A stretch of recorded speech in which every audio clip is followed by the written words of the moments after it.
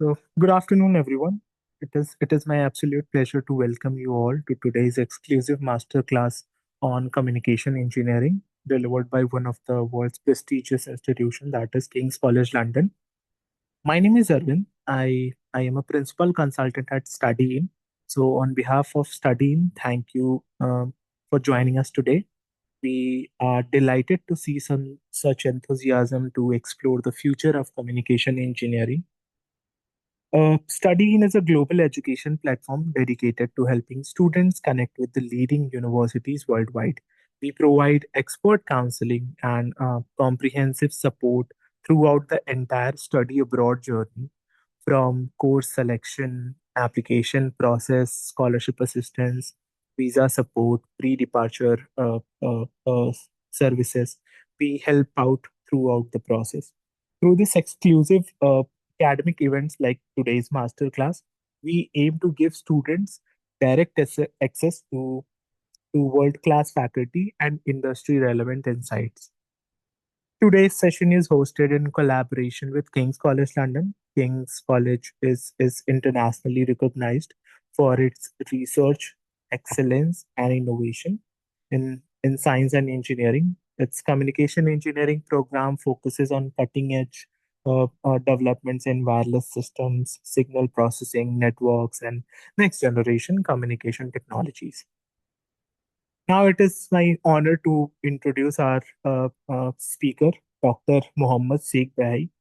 Professor is a leading faculty in communication engineering at King's College.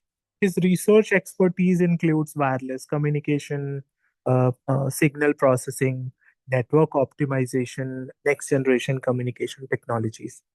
With extensive academic and research experience, Professor brings deep insights into how communication systems are evolving to support smart cities, IoT, AI-driven networks. We are truly privileged to have him with us today. So, Professor, thank you for joining us. So before we begin, uh, a quick reminder for all the participants that they all will be receiving the certificate of participation within a week after attending this master's class. So please ensure that you mention your correct full name and contact details in the form that is given. At the end of this session, we will have a Q&A session. So keep your questions ready with that. So ultimately, this today's session will provide you the valuable insight into how communication engineering is driving innovation in a digital connected world. Uh, without further delay, Professor, the floor is yours. Thank you. Enjoy the session.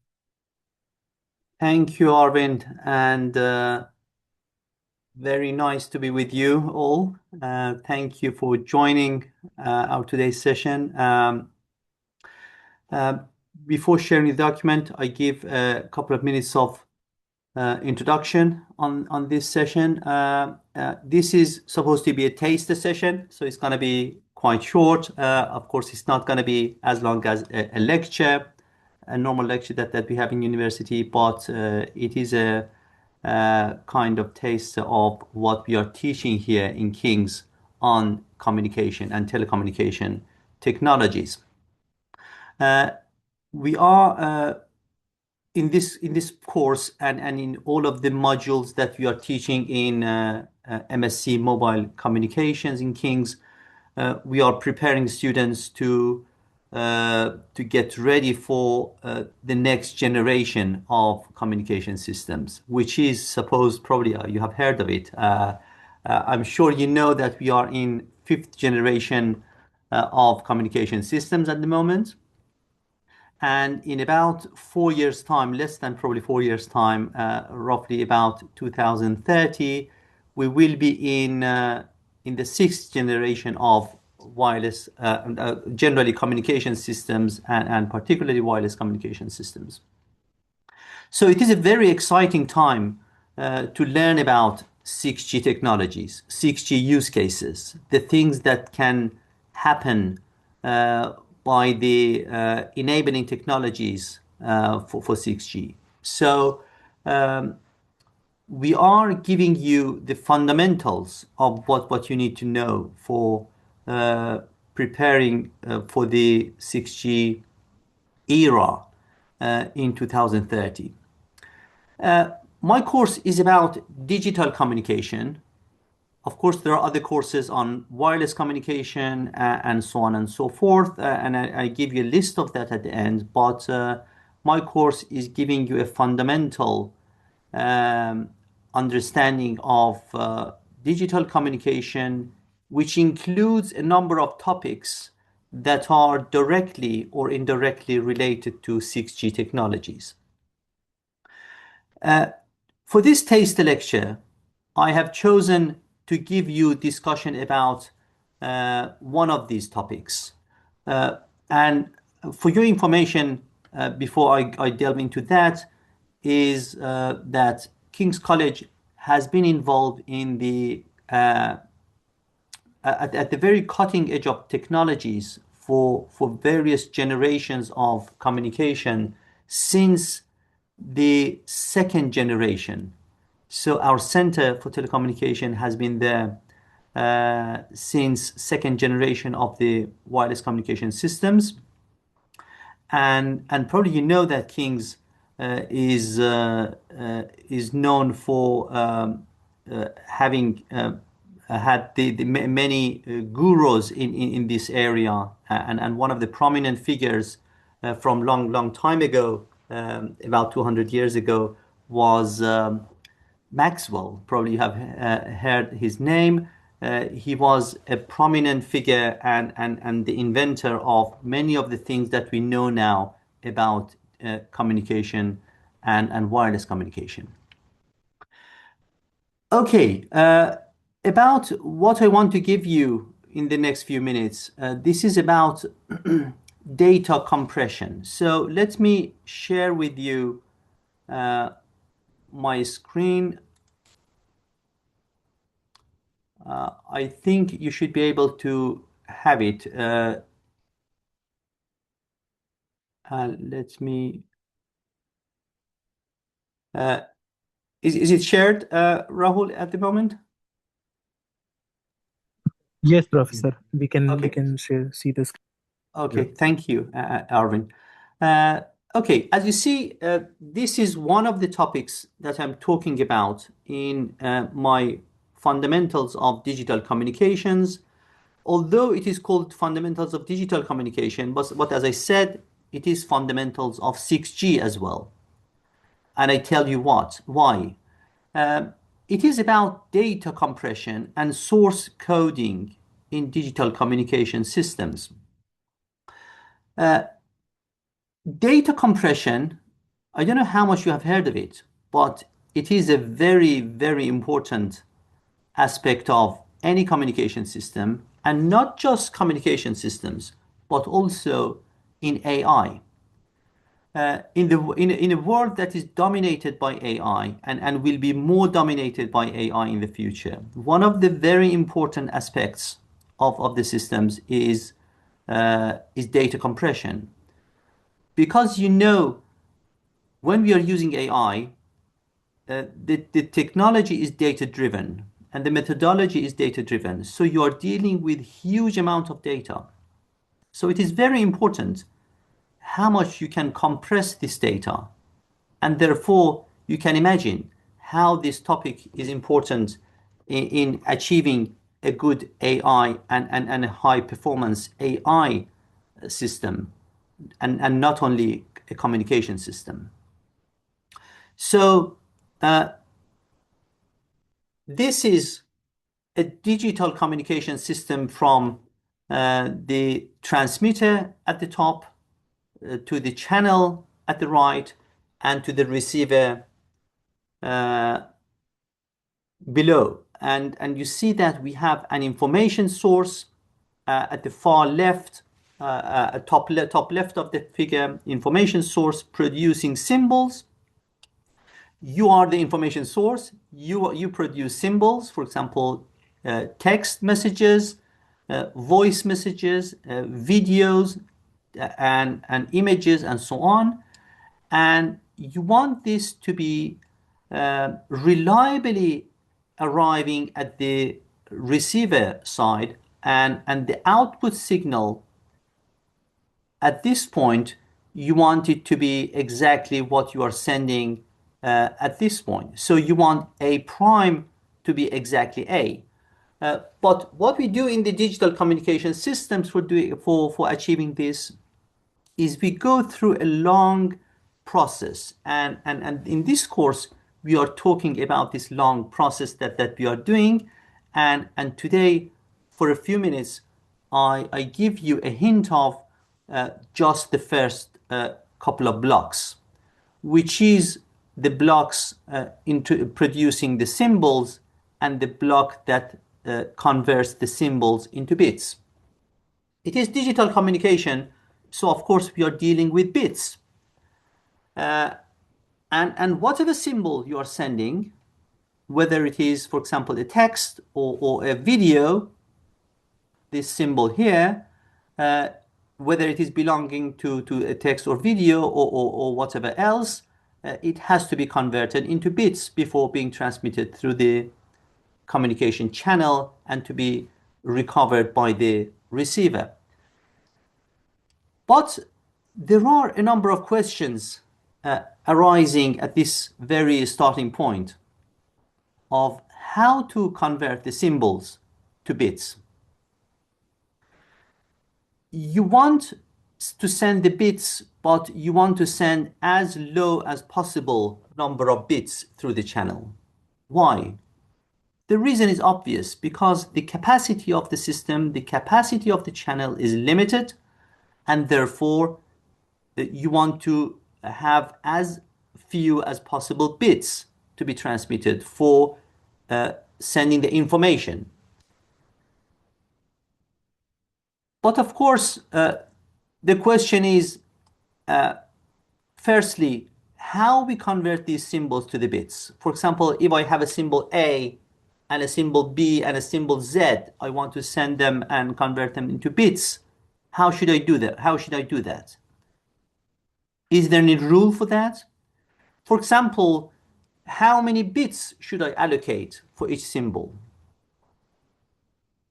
This is one question. I can allocate 5 bits for a symbol or 10 bits. Of course, as I said, we would love to send lower number of bits.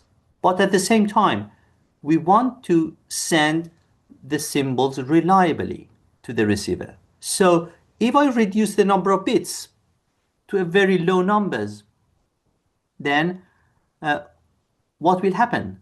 Can you think about it? For example, if I say I send the symbols by using only 2 bits, what would happen? Give it a thought. How many options would you have with 2 bits? 4 options. So you can just send 4 symbols. Now assume that you want to send 5 symbols, 5 different symbols, 6 different symbols through the channel with just 2 bits. You can imagine there would be a problem. There would be distortion because you have to allocate 2 or more symbols to one code.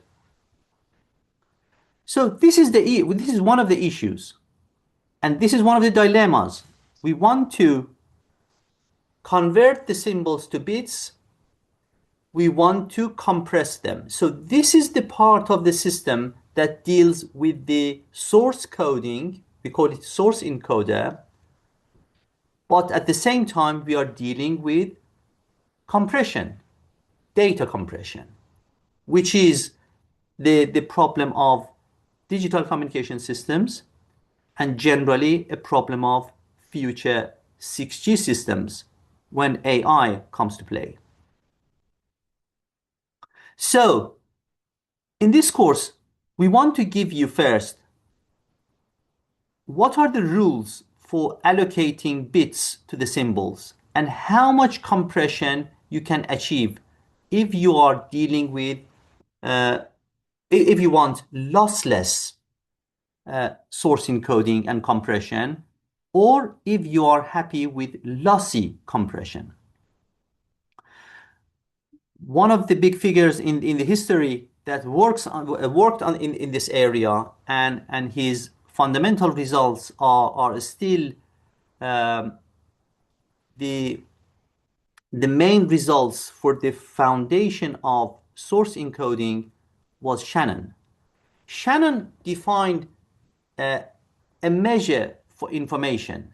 He said for information about, look at the left hand side of the figure, the letters that we are trying to send, assume that the symbols are the letters that we are trying to send, A, B, C, D, and so on, up to Z, and dash. Then, or a space, I mean, when you want to send A, how much bits you should allocate to it, or B, how much you should allocate to it. He gave a rule based on his definition of information content. He said information that letter A has, and compare it to the information that letter Z has. He said that it doesn't matter if you are sending A or B or Z. What matters is the probability of occurrence of each of them. What does it mean? It means that if a letter happens more frequently and with higher probability, then it has less information. If it happens with less probability, it has higher information. It is kind of obvious intuitively, because if something happens, for example, 100%, and you know probability of happening of that happening is 100%, then you don't need to send any information about it, because it is happening 100%. It is 100% likely to happen. So it doesn't bear any information, the event. For example, if for a letter E is happening all the time, then it doesn't have any information, because the receiver knows that I'm sending E, because E is happening all the time. So how many bits do I need to send for that if it is happening 100%? Zero, no information. But if it is happening rarely, for example, in London, you know it is raining a lot. Of course, recently raining less than before, but still. So if I tell you that now it is raining in London, how much information do you get from me? Not a lot. Because you already know that with a very high probability, it is raining in London. But if I tell you that now, for example, London is sunshine, and everything is rosy and so on, and weather is nice, then it is a big piece of information for you, because it is less likely to happen. So in summary, he said information depends on the probability. So he defined h of p. You see the figure here, the curve here at the top. He said h of p, he defined it as log of 1 over p. So when p goes up, probability goes up, the information goes down.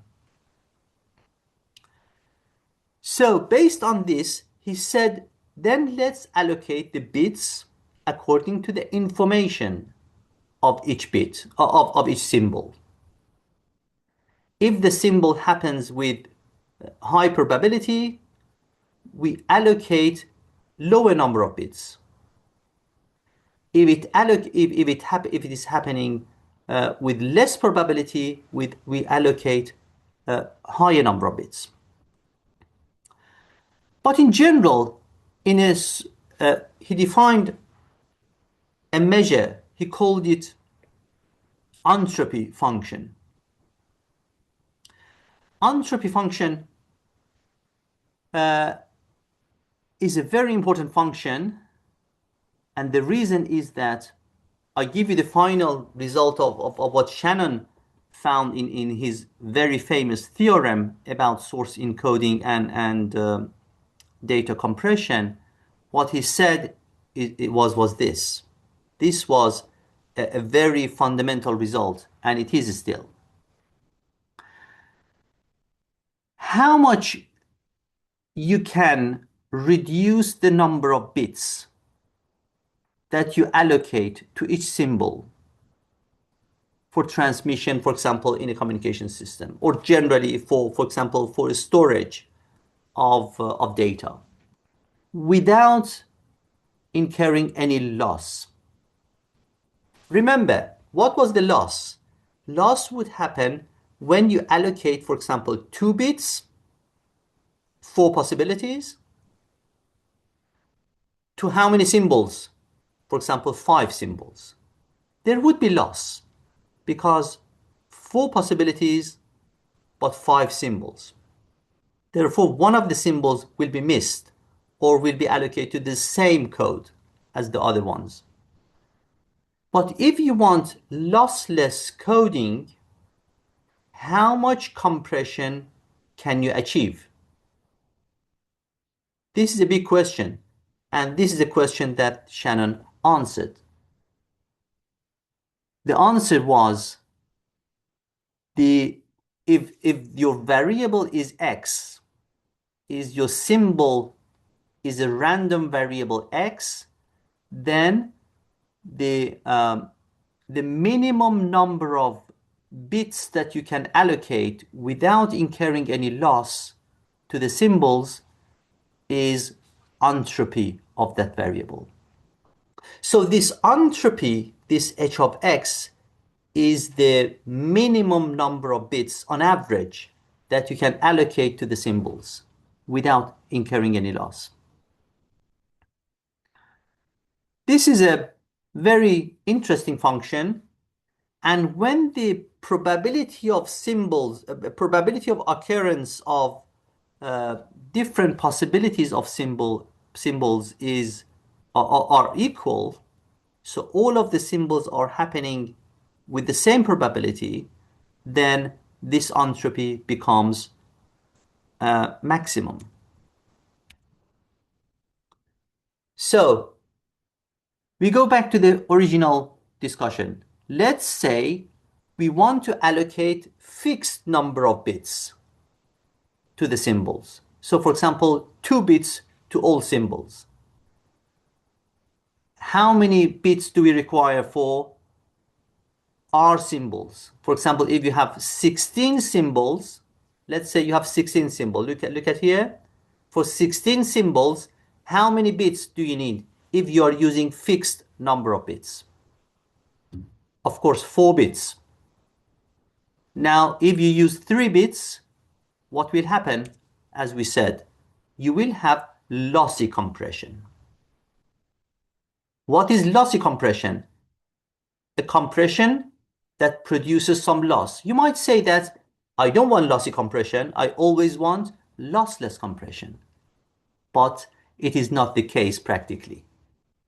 Practically, sometimes we cannot afford to have lossless compression because of, for example, the capacity of the channel doesn't allow us to have lossless compression. It doesn't allow us to have that number of bits that we require. For example, it doesn't give us the opportunity or possibility to send 4 bits for a symbol. And we have to have at most 3 symbols, 3 bits for each symbol. Therefore, we would have lossy compression, but sometimes lossy compression is okay for us because we can afford some level of loss, and at this cost, we can have our communication still happening or our source coding is still happening. So, lossy compression will entail that at the probability of delta, which is some number, which is some fraction, then we will have same encoding for two different symbols. So in this course, we are talking to you about lossless compression and lossy compression. So with lossy compression, you might say, I am happy with lossy compression, but I don't want a lot of loss. I can just accept 1% of loss, 1% of distortion. In the reality, we are happy with much less level of distortions, for example, in sending videos or sending images. But I'm just giving an example. Let's say 1% of loss is acceptable for us. Now, how many bits is the minimum number of bits required for sending the symbols? Again, Shannon had an answer for this.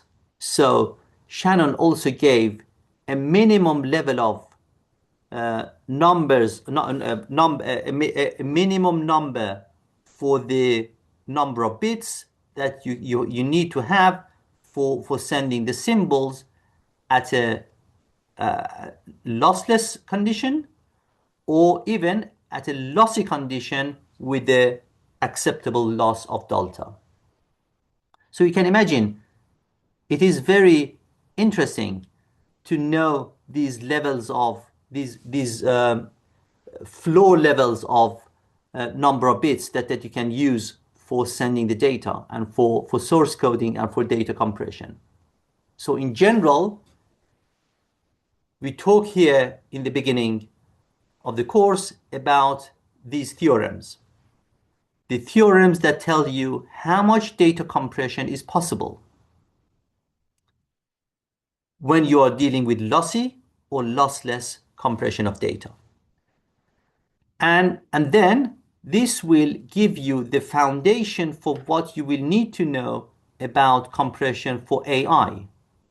So in artificial intelligence, and as I said in the beginning, when you are dealing with huge amount of data to learn and to train your model for an AI system, you will need to know how much compression is possible for a given level of quality, whether you want 100%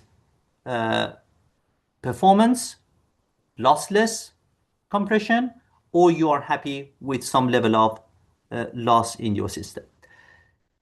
So I stop it at this moment, and I don't go to the more detail of this theory, but I'm hoping that I will be able to see many of you or some of you in the future in my course to discuss about source coding and the other stuff related to digital communication systems. So let me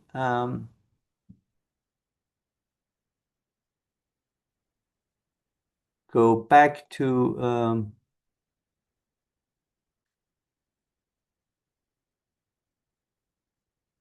yeah, Arvin, you can take over. I think I'm done at the moment. And thank you all for attending this meeting. Let me unshare it. Okay, I think it is.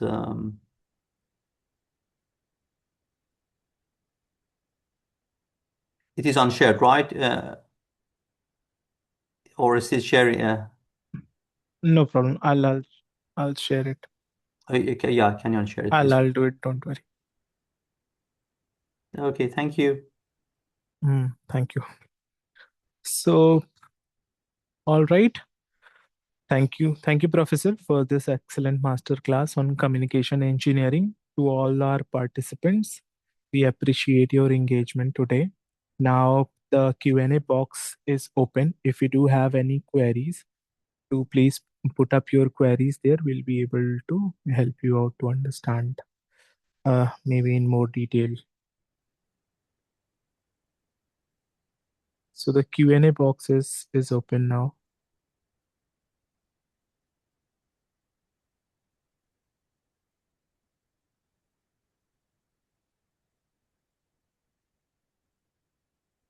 Also, Devasmita, if you would like to share more about the entry requirement, because this is the very common question that we get in almost all the sessions. So I think if you Also, can. Arvind, just Mhm. quickly, maybe they would like to see the courses that we are, the modules and the courses that we are offering in this program. So if you have the list of them, or maybe Andrea, if she's online to share that, then I can go through it very quickly for the students or for the applicants. Yeah, sure.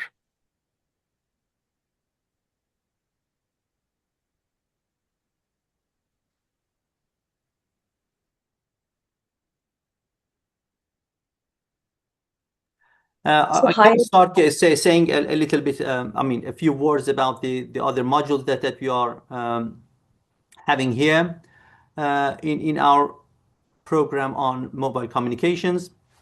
One of them is the one that I'm teaching on digital communications. I give you the foundations of digital communications with research in mind because I'm myself doing lots of research in this area and my research is on 6G use cases and technologies. Uh, it is interesting to tell you maybe a couple of more things. If you don't mind, Arvin, I can add maybe 2, 3 more minutes to applications of what I said in 6G technologies. Um, as I said, we and what Shannon said was to find the minimum number of bits that we can send and the maximum number of amount of compression that we can achieve with the assumptions that they said. But what is happening now in 6G, and one of the things that is happening in 6G is a new paradigm in compression of data, which is based on AI. And it is interesting to say this before I finish. And that's about semantic communications. So we will also prepare you for some technologies which are particularly enabling technologies for 6G. Semantic communication, what is it? It is about um, instead of sending all the information about one symbol or one text, for example, or one word or one sentence, we just send the meaning of that sentence.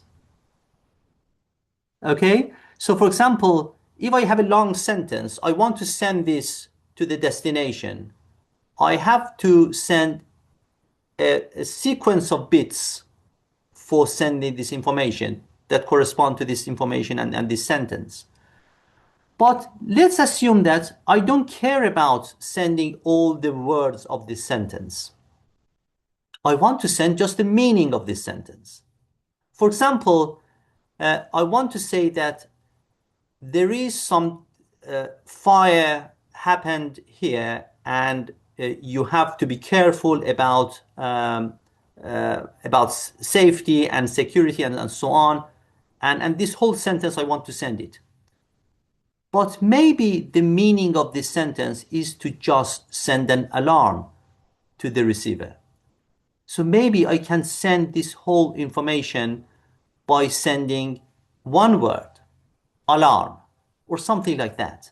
Then, uh, if I can know the meaning of this sentence, then I can reduce the number of the amount of information that I want to transmit through the channel. Therefore, I'm saving lots of capacity of the channel. How do I get the meaning of the data? It is the job of AI. By training the AI model, I can extract the meaning of the information, and then instead of sending the whole information, I send the meaning of the information. So this is how combination of AI and communication can help you to reduce the number of bits that you send and therefore reduce the latency and delay in transmission of data through the channel. How AI does it? this is one of the things that we discuss in 6G, and this is part of data compression. So this was one of the very nice aspects of 6G related to what we are teaching in digital communications. I was telling you about the other courses and other modules that we have here in mobile communications program. One of them is a course on wireless communications, particularly. Another course is on quantum computing and communications. This is another very hot topic in 6G and beyond, that you will learn the foundation of quantum computing and communication. This is a new paradigm in communication systems in 6G, and you will learn about it even beyond 6G. And A course on random variables and stochastic processes. You will learn about stochastic models, stochastic processes, and you have some optional codes like digital signal processing, and yeah. So these are some of the courses that you will have in this program. Back to you, Arvin, and the team. Yeah, this is the list. Thank you for putting up the list. These are some of the modules. The mobile communications is another module and course that you are gonna have.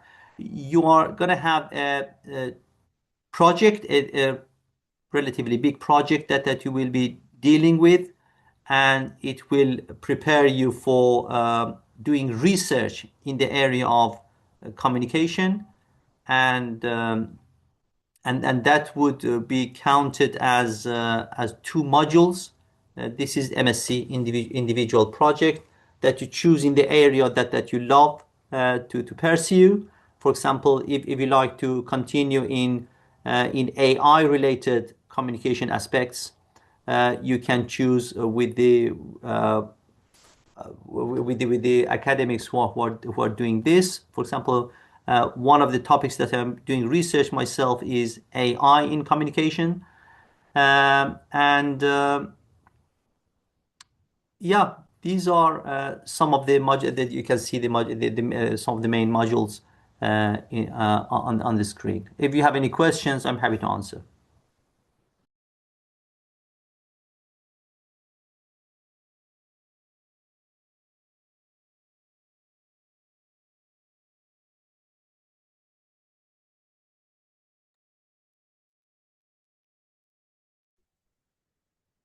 Hi, Arvind, can you hear me? So we have two queries. I think that's not just the query. This was a very from Altaf Raza. This was Can a you hear very me, nice. Arvind?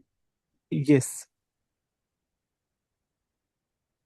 Am I yes, clear? Am I Deepasmita. audible? Yes. Okay. So, just wanted to add on to what Professor has already said. So, hello,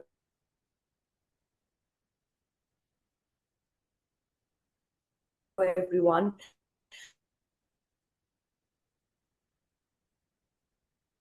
Uh, Sorry, Deepasmita. I think there's some network issue.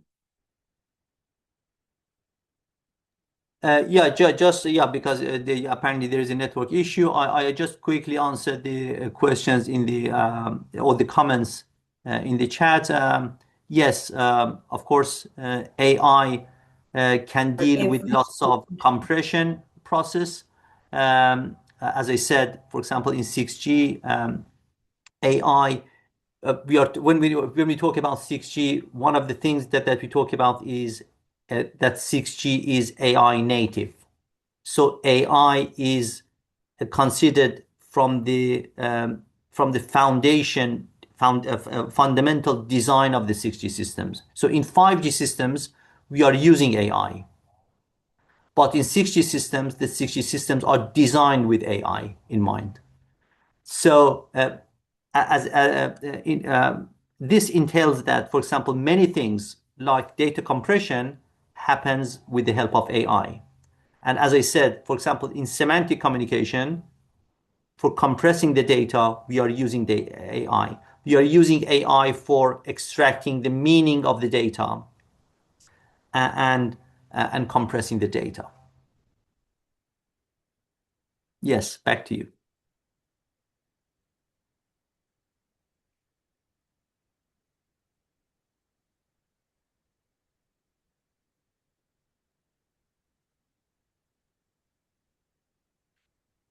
So I I think there's no queries from the students.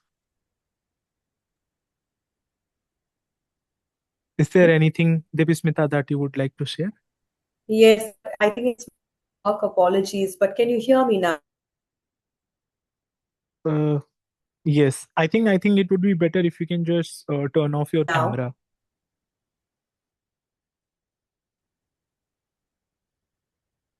so yeah, just wanted to say that, yeah.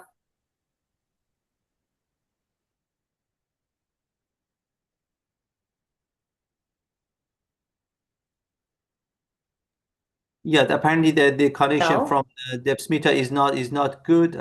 But it was my pleasure to give you this taster lecture. I hope this has given you a hint about what we are teaching here in King's in mobile communications. Uh, and I hope you will enjoy the whole and the entire program when you join us. And we'll be keen to have you here and to welcoming you here in Kings. Thank you all. All right. Thank you, Professor, for this insightful session. So, to all our participants, thank you for your engagement today. We hope this session has helped uh, expanding your perspective on the exciting possibilities within the communication engineering. So, just a few reminders before we wrap up. Certificate of participation will be issued within 1 week. So make sure your registration details are correct. Our studying team is available to support you with the course guidance, application assistance, scholarship advice, and pre-departure support for King's College London and for other universities too. So thank you once again for your time and your expertise, Professor, and thank you everyone for attending today's session. Thank you. Thank you.